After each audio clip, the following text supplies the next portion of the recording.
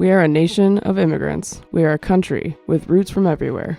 This is Immigration Investigations, a critical discussion about why we move and what stops us from getting to where we want to be.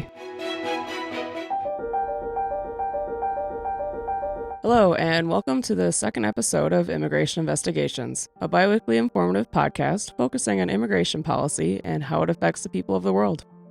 Today I'll be discussing the ever-pressing topic of the Syrian refugee crisis and their basically forced immigration to other countries.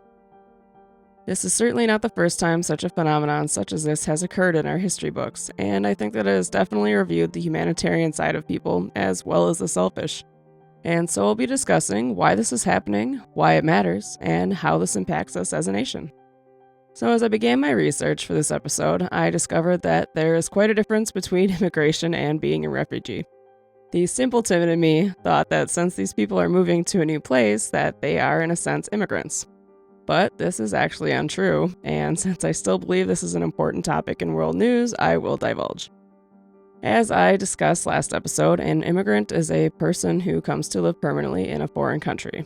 I believe that this definition alludes to the choice of moving to a new place. A refugee, on the other hand, is a person that has been forced to leave their country in order to escape war, persecution, or a natural disaster. There is no choice in the matter. Their home country is simply unlivable. Now, why are the Syrians fleeing their country? As many of us know, the Middle East hasn't exactly been the safest place in the world, but the turmoil in Syria is on another level compared to its neighboring countries. This is because of the civil war. The anti-government demonstrations began in March of 2011.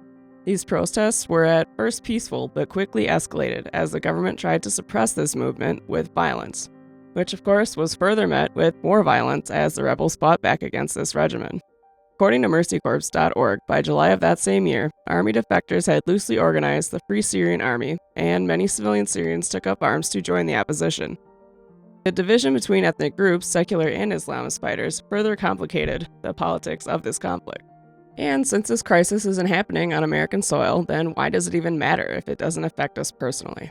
My answer to this is simple. We do not choose where we were born or our own ethnicity. We are all people and we generally feel similar emotions in a lifetime. I consider us lucky as Americans, even though we still have unrest politically and still struggle with human rights. But it is a human responsibility to help those in need simply because you can. As of the beginning of the year, over 220,000 people have been killed, half of which are believed to be civilians, and 1.5 million have been wounded or permanently disabled. This has been caused by the many bombings occurring in crowded cities and the reckless war tactics being used by the fighting regiments. The violence has also escalated because of the involvement of foreign powers trying to take down ISIS by any means possible. Now, because of this civil war that continues on to this day, Syrians have lost many of the basic human rights that we are so lucky to have. The social services infrastructure of the Syrian government has completely collapsed, which means that healthcare and educational systems are destroyed and they are left with an economy that will not recover. Many of the civilians that are still in Syria are cut off from food or medical assistance because of the violence. The reason for leaving generally being seeing a neighbor or loved one's life taken because of a bombing. This is why a staggering amount of civilians are fleeing their home country. Conditions there have boiled down to the bottom of being flight or fight. Since 2011, an estimated 9 million Syrians have left their homes. 6.5 million still live in Syria, but are displaced. Most that have left to nearby countries, especially Turkey, live in tent cities. In these temporary communities, the refugees are prone to disease because of the horrible conditions, and are unable to provide for themselves, as they aren't allowed to work.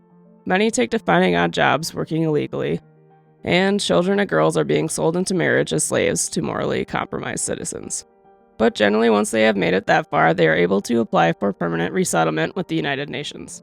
This generally takes about 24 months or longer until they receive an invitation to resettle in a third country. Once they arrive to the third country, they are able to apply for work visas and legal employment, likely the first time they've been able to do so since fleeing their country. As will remain a constant discussion on this show, how does this truly affect the United States? So far, it really hasn't. The United States has only taken in 1,393 Syrian refugees, according to State Department data, which is essentially the amount of people in a fairly small town. The tricky part of this is taking on the financial responsibility of helping said people have homes, healthcare, etc., until they can provide for themselves. This has an obvious impact and cost taken on by local communities. Health and security screenings must also occur in order to maintain the safety of the American people. But you must keep in mind that the United States also has commitments to other countries for taking in refugees. The United States takes in more refugees than most countries across the world, from 70,000 to 90,000 annually from 2009 to 2014. And so the discussion of whether or not the United States should take on more is a heated and widely debated one. Now, imagine your home and everyone you know being dispersed, and you have to leave in order for your family to stay alive and safe. In order to get by, you must live in a tent city with basic necessities to get you by, but are unable to work or truly settle down until a third country decides that you can come there. You will never truly be home ever again. And so, if you'd like to give assistance to the ever-pressing needs of the Syrian refugees, please visit UNICEFUSA.org to help the children caught in the crisis, or PRI.org for a list of nonprofit groups. Join me next week for the third episode of Immigration Investigations, where I will delve into another current immigration topic, part 1 of the 2-part episode about queer migrations in the United States. Thank you for joining me today, and I hope that this episode has at least resonated and raised a few questions. Sources provided by The Washington Post, WorldDivision.org, and MercyCorps.org. This is Nicole Specht for NWTC Podcasting, signing off.